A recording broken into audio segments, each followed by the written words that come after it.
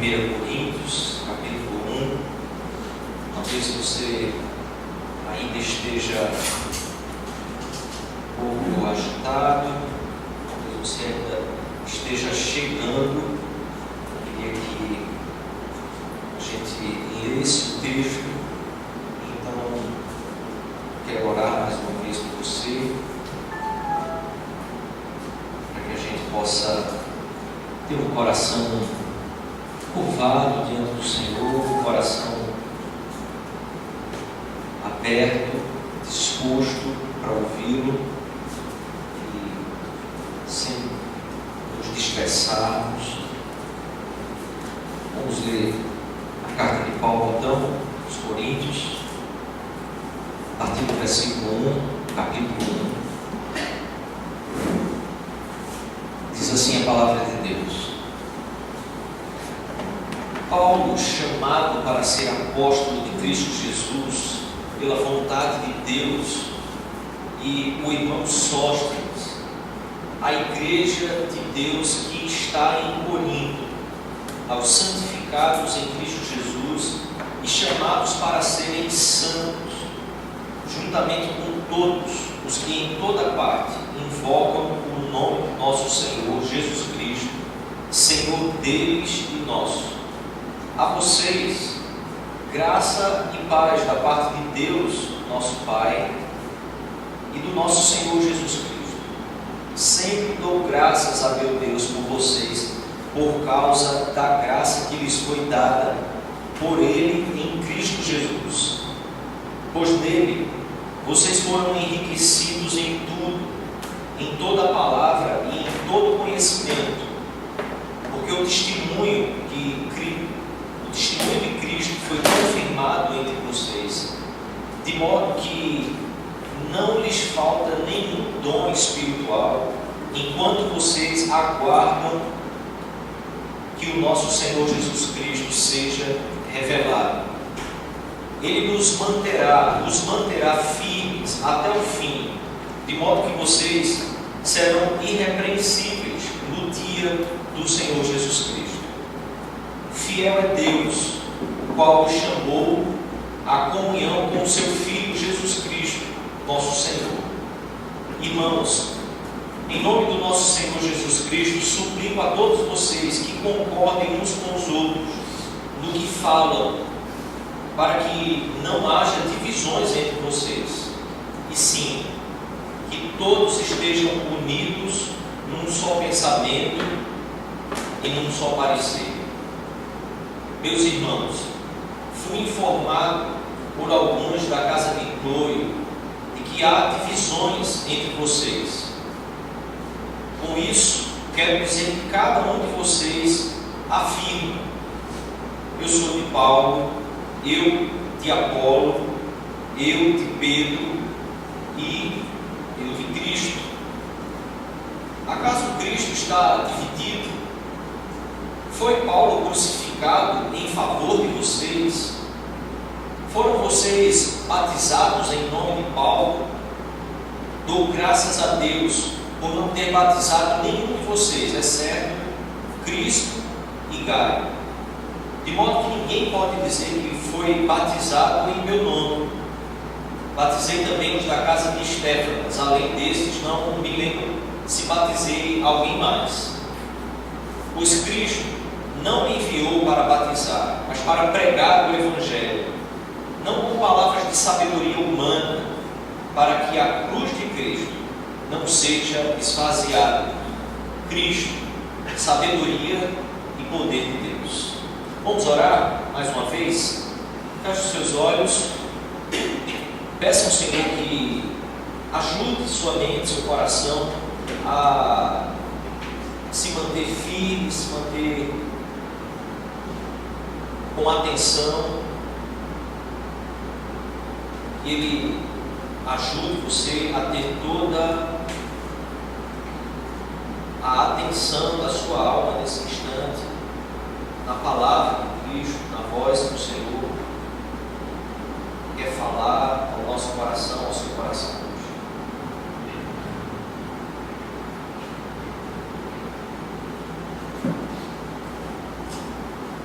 Em nome de Jesus, Pai, nós te pedimos que o Senhor conduza o nosso coração, ilumine a nossa mente, os nossos olhos, a compreendermos a Tua palavra, o Teu Evangelho, a mensagem da Tua cruz,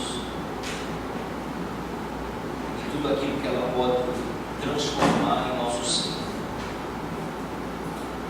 Em nome de Jesus, Pai, nós te pedimos. Amém.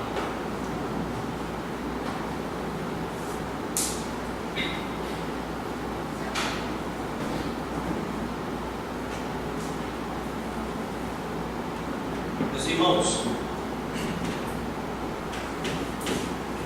Paulo inicia uma carta aqui que nos chama muita atenção, porque ela, de maneira geral, é uma carta que trata de muitos problemas que a igreja de Corinto vivia e estava passando naqueles dias, naquele tempo em que eles estavam vivendo. Há problemas na igreja de Corinto de toda espécie.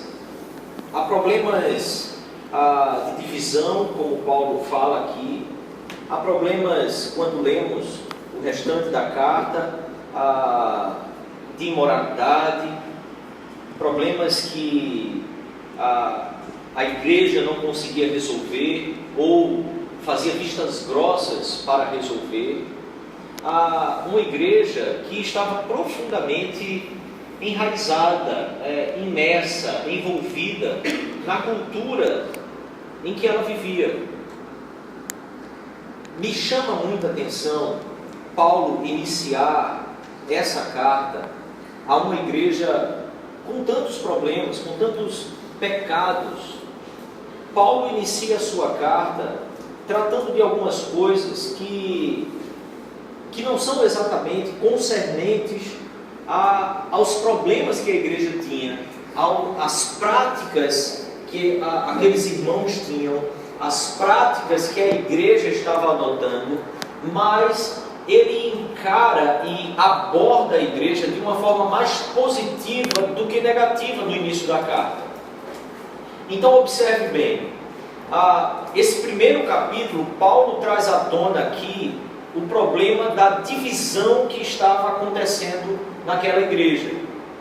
Porém, nos primeiros versículos que nós lemos, Paulo traz à luz, Paulo traz a consciência daqueles irmãos, acima de tudo, sobre a obra que Jesus havia realizado na cruz do Calvário em relação à vida dessas pessoas. Então ele diz que se dirige à igreja de Deus que está em Corinto. Observe, é uma igreja com muitos problemas. Há irmãos com muitos pecados, mas Paulo faz questão e enfatiza: escrevo à igreja de Deus que está em Corinto, aos santificados em Cristo Jesus. E a ideia de santificado é separado e inserido em Cristo Jesus, chamados para serem santos. Em outras palavras, a ideia que Paulo trabalha aqui em dizer que somos santificados e ao mesmo tempo fomos chamados para sermos santos, é a ideia que nós fomos inseridos em Jesus, fomos santificados pela obra de Jesus Cristo diante de Deus, e não apenas diante da sociedade ou das pessoas, mas fomos chamados também para sermos santos. Fomos chamados para vivermos em santidade, caminharmos em santidade, mais uma vez, diante de Deus e não apenas diante dos homens. Juntamente com todos que em toda a parte invocam o nome do Senhor Jesus Cristo. E invocar ao nome do Senhor Jesus Cristo, dentro dessa cultura em que a cidade de Corinto estava imersa, é um detalhe extremamente importante percebermos aqui. Primeiro, porque aquela cidade era uma cidade que havia sido reconstruída pelo Império Romano, uma cidade que já havia sido devastada, uma cidade que havia sido destruída, e que havia sido reconstruída pelo domínio e governo do Império Romano.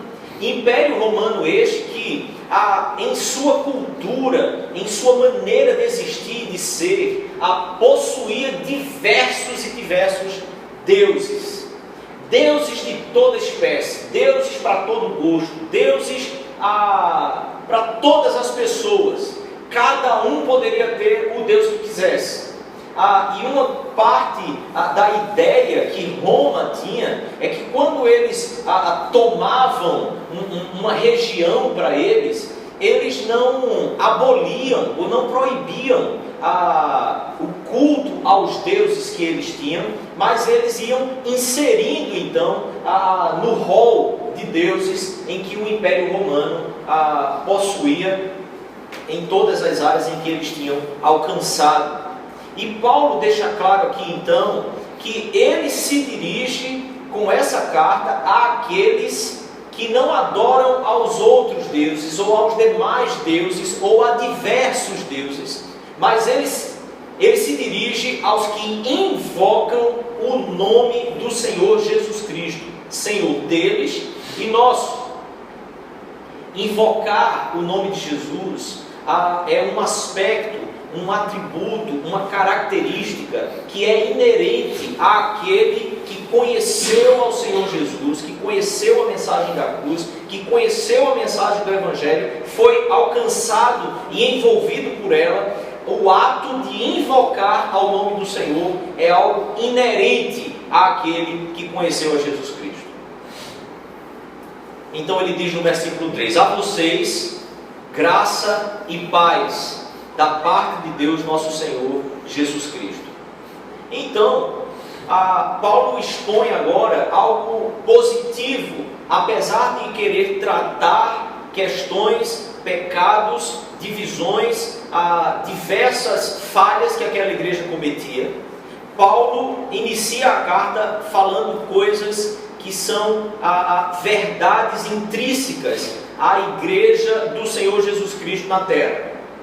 Sempre dou graças a meu Deus por vocês. Por que dou graça? Por causa da graça que lhes foi dada por Ele em Cristo Jesus. Veja, Paulo se dirige a uma igreja que está imersa em uma cultura idólatra, uma cultura promíscua, imersa em práticas, inclusive, que também eram promíscuas, mas ele enfatiza e faz questão de iniciar a carta dizendo: vocês receberam da graça do Senhor Deus sobre a vida de vocês em Cristo Jesus. E mais, pois nele vocês foram enriquecidos em tudo, em toda palavra e em todo conhecimento. Não há nada que vos falte, nada à igreja do Senhor Jesus Cristo que está em Corinto que falte para seguir ao caminho, para seguir a santidade, para seguir o Evangelho do Senhor Jesus Cristo. Porque no versículo 6, o testemunho de Jesus Cristo foi confirmado entre vocês, de modo que não lhes falte nenhum dom espiritual. Observe, mesmo em meio às falhas e aos pecados cometidos, Paulo deixa muito claro: não há nenhum dom que vos falte. Deus providenciou a vocês toda a capacidade, todos os dons que são necessários para que vocês possam viver e caminhar de acordo com o Evangelho, com a mensagem da cruz, com a verdade que emana da cruz do Calvário. Vocês receberam da parte de Deus, enquanto vocês aguardam que o nosso Senhor Jesus Cristo seja revelado. Observe, tudo isso foi feito para que vivamos de tal forma enquanto aguardamos a manifestação e a revelação do Senhor Jesus Cristo.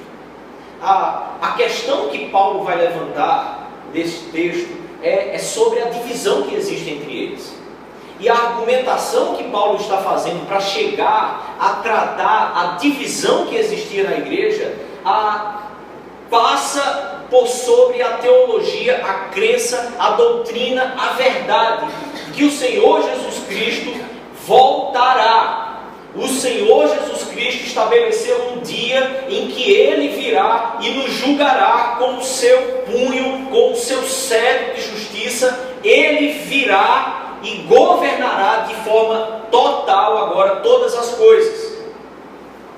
Mas no versículo 8 ele diz: e Ele, Jesus Cristo, os manterá firmes até o fim, de modo que vocês serão irrepreensíveis no dia do Senhor Jesus Cristo. Observe, a mensagem da cruz que Paulo está anunciando aqui é uma mensagem que tem como pressuposto principal que esta obra pertence somente ao Senhor Jesus Cristo. Não está na nossa capacidade, não está nas coisas que nós produzimos e praticamos. Ela pertence, todo o poder para nos manter nessa vida, para nos manter nessa caminhada, para nos manter firmes e mais do que firmes, irrepreensíveis no dia da volta do Senhor Jesus Cristo. O que nos mantém, o que nos providencia todos os meios é o próprio Senhor Jesus Cristo. Quem mantém aquele que crê na mensagem da cruz, quem mantém essa pessoa não é a pessoa se esforçando, mas é o próprio Senhor Jesus Cristo que mantém os passos, a vida, ainda que em tropeços muitas vezes. Ele nos mantém firmes, e Ele nos manterá, e Ele nos preservará, Ele nos tornará irrepreensíveis naquele grande dia em que Ele voltar. É o sangue do Senhor Jesus Cristo que nos fará estar de pé no dia da sua volta. Não o seu esforço, não o meu esforço, não o mérito em nos manter firmes diante de todas as influências da sociedade em que eu e você vivemos, mas apenas o próprio Senhor Jesus Cristo é que tem o poder para fazer isso. E Paulo aprofunda dizendo: fiel é Deus, o qual os chamou à comunhão com o seu Filho Jesus Cristo, o nosso Senhor. Fiel é Deus. Ele nos chamou a essa comunhão.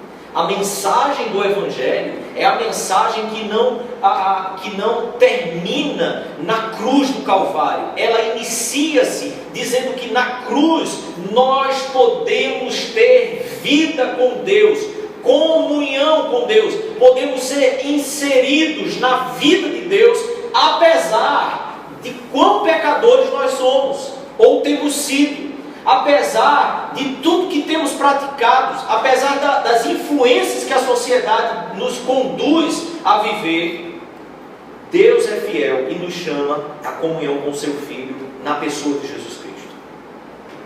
Irmãos, versículo 10, se você puder acompanhar. Em nome do nosso Senhor Jesus Cristo, veja, depois de argumentar com toda essa doutrina e essa verdade bíblica sobre o Evangelho de Jesus, ele diz então: irmãos, é no nome do nosso Senhor Jesus Cristo que eu suplico a todos vocês que concordem uns com os outros no que falam, para que não haja divisões entre vocês, e sim que todos estejam unidos num só pensamento e num só parecer. Eu fui informado, versículo 11, por alguns da casa de Cloe, que há divisões entre vocês. Com isso quero dizer, que divisão é essa? O que é que está acontecendo? Com isso eu quero dizer que cada um de vocês tem afirmado que é de Paulo, é de Apolo, é de Pedro, e outros dizem: não, eu sou de Cristo, não sou de ninguém, eu só pertenço a Jesus.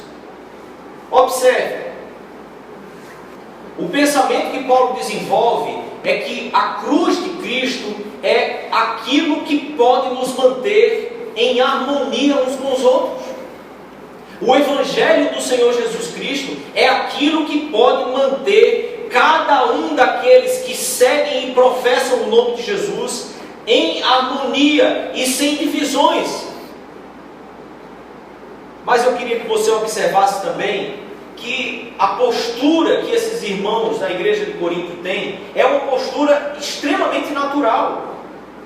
Porque eles vivem em uma cultura em que as pessoas escolhem aos deuses em que eles querem seguir. E esses deuses, os quais eles seguem, não são deuses em que eles querem servir e viver em uma prostração e adoração profunda a esses deuses, mas muito mais do que servir a eles, eles querem ser servidos. Afinal de contas, em toda a história religiosa, toda expressão religiosa que permeia o mundo, em todas as culturas, todas as vezes que as pessoas buscam deuses e adquirem os seus deuses, ou têm os seus deuses, são deuses buscados e encontrados para servir ao bel prazer daqueles que possivelmente, ou teoricamente, deveriam servir a eles. Então, em uma cultura onde cada um escolhe o Deus que precisa ter e que quer ter, nada mais comum do que, apesar de ter sido agora envolvido e chamado pelo Evangelho de Jesus, a falta de conhecimento bíblico, a falta de profundidade bíblica, permite então que esses irmãos comecem também a escolher pequenos deuses dentro do próprio meio da igreja. Seguindo a Jesus, sim, porque Jesus seria o Deus superior, mas alguns homens de boa fama, alguns homens poderosos, alguns homens tornam-se então pequenos deuses, em que na cultura romana era extremamente comum. Haviam os deuses e os semideuses. Quantas vezes os apóstolos pregaram, e no livro de Atos nós vemos esses registros, eles pregando e as pessoas querendo adorarem a eles como se eles fossem Júpiter, como se fossem Mercúrio, como se fossem alguns deuses, e eles precisarem rasgar suas próprias vestes e dizer: não, nós somos homens iguais a vocês.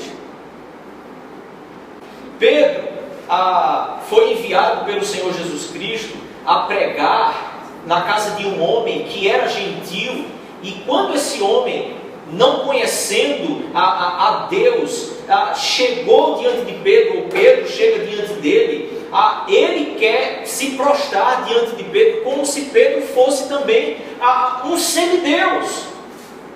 E Pedro manda com que ele pare com aquela adoração, porque ele é homem, igual a ele. Não havia uma hierarquia. A mensagem do Evangelho é uma mensagem que, quando alcança o nosso coração, faz com que a gente entenda profundamente quão miseráveis somos, quão humanos somos, quão pecadores somos, quão falhos nós somos diante de um Deus somente. Porque há somente um Deus, não há semideuses, não há ninguém digno da nossa adoração senão o Senhor Jesus Cristo. O que Paulo está dizendo então é que esses irmãos estavam praticando coisas que culturalmente eram extremamente comuns. Vocês estão praticando o que a cultura de vocês prega, o que a cultura ensina. Vocês cresceram numa cultura assim. É óbvio que isso poderia acontecer entre vocês, mas quero dizer a vocês que Cristo não está dividido.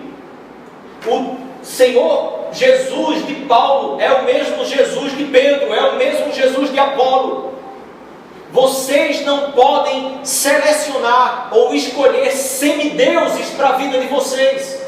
Vocês não podem ter a Deus como o Senhor da vida de vocês, mas ao mesmo tempo ter outros deuses em que vocês também adoram e admiram. Acaso foi Paulo crucificado em favor de vocês? Foram vocês batizados em nome de Paulo? Dou graças a Deus por não ter batizado nenhum de vocês, exceto Crispo e Gaio, de modo que ninguém pode dizer: eu fui batizado em nome de Paulo, foi Paulo que jogou água na minha cabeça, ou mergulhou no rio. Depois ele diz: batizei também os da casa de Estéfanas. E me traz aqui uma sensação no texto que Paulo dava tão pouco valor ao fato dele batizar alguém, pela convicção da vocação que ele tinha, de não ser vocacionado para batizar, mas para pregar o Evangelho, que ele diz: eu não batizei ninguém, nenhum de vocês, exceto Cristo e Gaio. E depois ele diz assim: batizei também os da casa de Estéfanas, tipo, recobrando a mente, que havia alguns outros também que ele tinha batizado. Além destes, não me lembro se batizei alguém mais. Perceba, Paulo desenvolvia o ministério dele com tamanha consciência da vocação dele, mas também de quão humano ele era, que ele deixa muito claro para aqueles irmãos assim: olha, eu não sei por que vocês estão fazendo essa confusão toda, assim, se eu batizei alguns de vocês, foi fulano, ciclano, e não me lembro de quem mais eu possa ter feito isso. E que bom que foi assim, para que ninguém esteja dizendo para esses: não, eu fui batizado por Paulo. Versículo 17 ele diz: pois Cristo não me enviou para batizar, mas para pregar o Evangelho, não com palavras de sabedoria humana, para que a cruz de Cristo não seja esvaziada. Querido, que Evangelho é esse? Que Evangelho é esse que Paulo pregou a esses irmãos em Corinto? É um Evangelho que traz uma péssima notícia à humanidade. A notícia de que não há absolutamente ninguém que não esteja debaixo da ira de Deus por causa do pecado que entrou no mundo. E por causa desse pecado, todos nós estamos afastados da presença de Deus, da glória de Deus. Estamos afastados da vida que nós podemos ter com Deus nessa terra, mas também quando Ele voltar, ou quando nos encontrarmos com Ele após essa vida. Todos nós. Essa é a mensagem do Evangelho. Mas a mensagem do Evangelho não termina com essa má notícia. Ela prossegue nos informando que porque Deus nos criou e criou o homem e amou tanto esse ser humano, apesar de ter cometido os pecados dele, Deus fez uma aliança prometendo que enviaria aquele que pagaria o preço por todos esses pecados. Ele pagaria o preço por nós termos nos equivocado, por nós termos errado, por nós termos pecado diante de Deus, por nós termos nos desviado do caminho, criado diversos deuses, criado diversas formas de culto e de cultuar a Deus, formas essa que no contexto aqui de Corinto, muitas vezes era sacrificando crianças, inclusive, a altares de deuses pagãos. O quanto a humanidade ou o ser humano pode ir longe quando está distante do caminho que Deus criou para que nós seguíssemos. A mensagem da cruz de Cristo, ela não pode ser esvaziada. A cruz de Cristo é central para a existência humana. Nós ainda somos preservados, a humanidade ainda é preservada, porque houve uma cruz, a cruz de Cristo, sendo aquilo que mantém ainda essa história, porque Deus escolheu ainda nesta humanidade pessoas que se curvarão diante dessa cruz. E por causa desses eleitos, Ele ainda preserva a humanidade, Ele ainda aguarda e segura a volta do seu Filho, para que todos aqueles que Ele escolheu não se percam. A cruz de Jesus nos mostra que nós fomos resgatados apenas pela obra do próprio Deus, derramando do seu sangue para purificar cada um de nós dos nossos próprios pecados, e assim pudéssemos ser unidos em Cristo Jesus. Como Paulo nos informa no início da carta: vocês foram chamados, vocês foram inseridos, vocês receberam os dons de Jesus Cristo. Ele manterá vocês firmes até o fim. Ele vai fazer com que vocês sejam irrepreensíveis no dia da sua volta.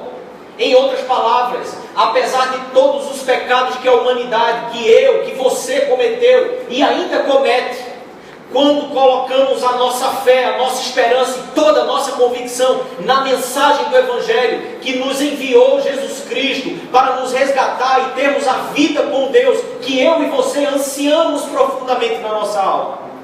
Eu e você, apesar do que somos, passamos a ser mantidos, preservados, purificados, lavados pelo sangue de Jesus. Não apenas no dia em que nós nos curvamos diante dele, mas por todo o resto da nossa vida. No dia em que nos curvamos e aceitamos a mensagem do Evangelho, somos alcançados por essa graça, por essa purificação, essa santificação de sermos inseridos em Jesus. Mas também todos os dias somos mantidos diante de Deus, porque o Senhor Jesus é o nosso advogado, aquele que intercede por nós.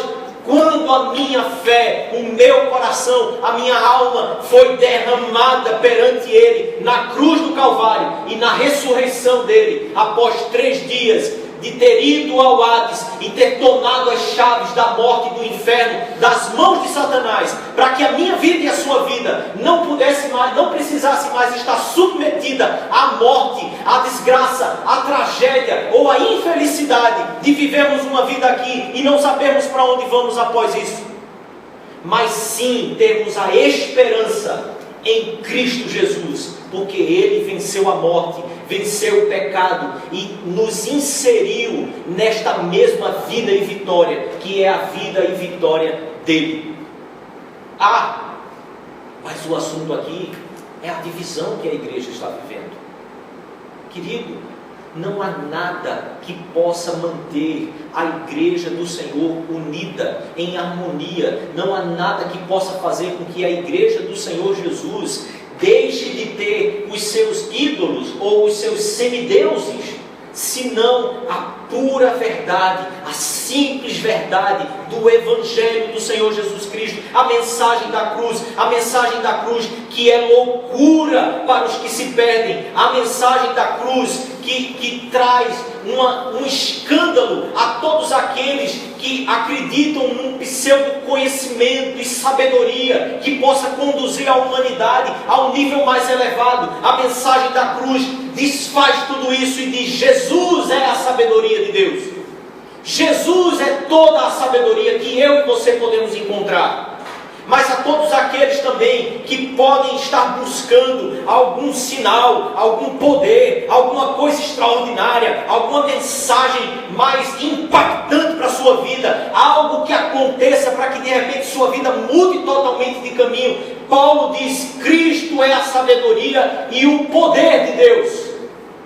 Não há absolutamente local, pessoa ou o que quer que seja que possa fazer com que a nossa vida seja realmente impactada na alma, gerando um novo ser em nós, do que o poder de Deus que está em Cristo Jesus. Em Cristo Jesus. Querido, eu e você vivemos em uma sociedade cheia de deuses. Uma sociedade que possui deuses ou semideuses para todos os gostos, de todas as formas. Nós adoramos coisas que nós colocamos no nosso coração. Nós colocamos o nosso coração em diversas coisas na vida. Buscamos essas coisas de maneira inegociável. Queremos tantas coisas, projetos, sonhos, trabalho, emprego, dinheiro, fama, sucesso, família, carreira, seja o que for.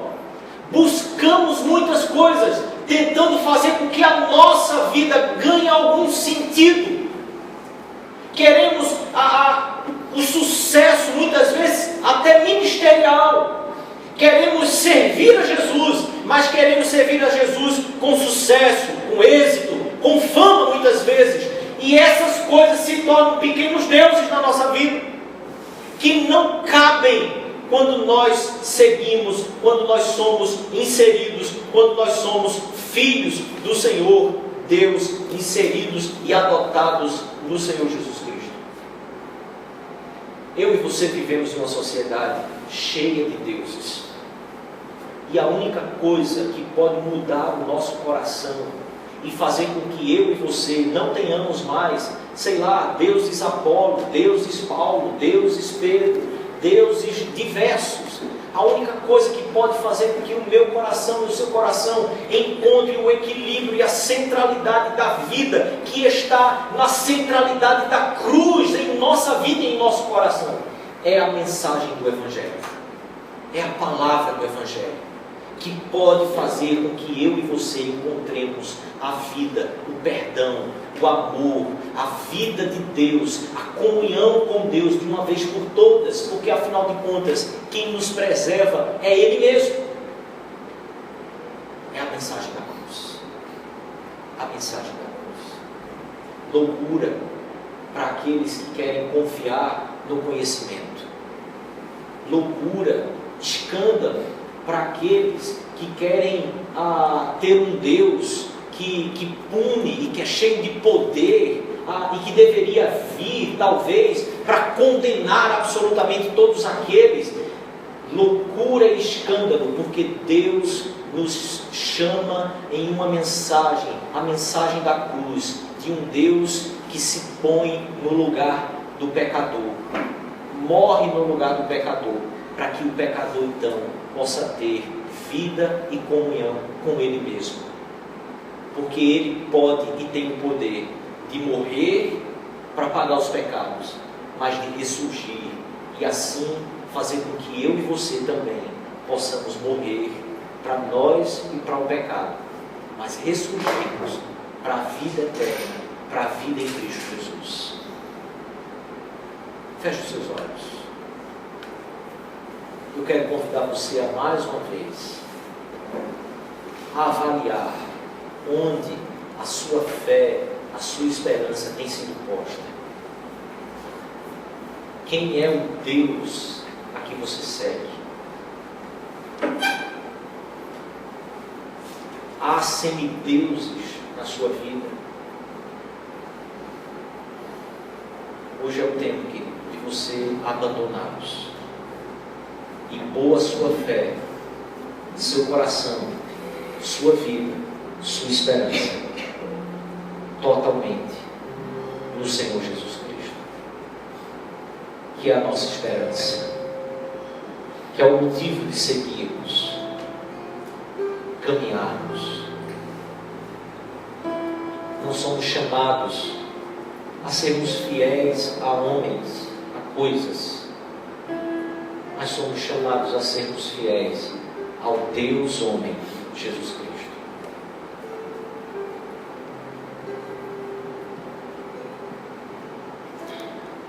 Senhor Deus,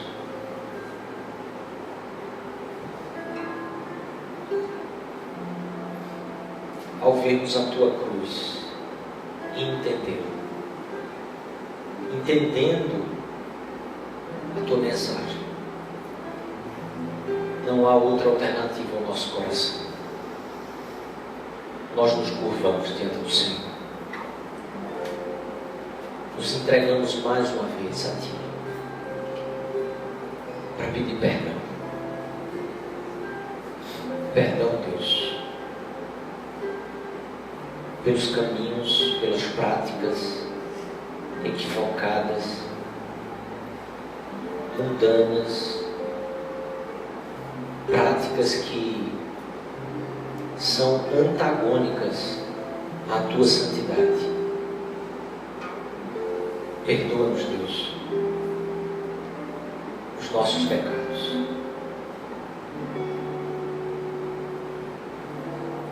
Traga-nos de volta a comunhão com Jesus.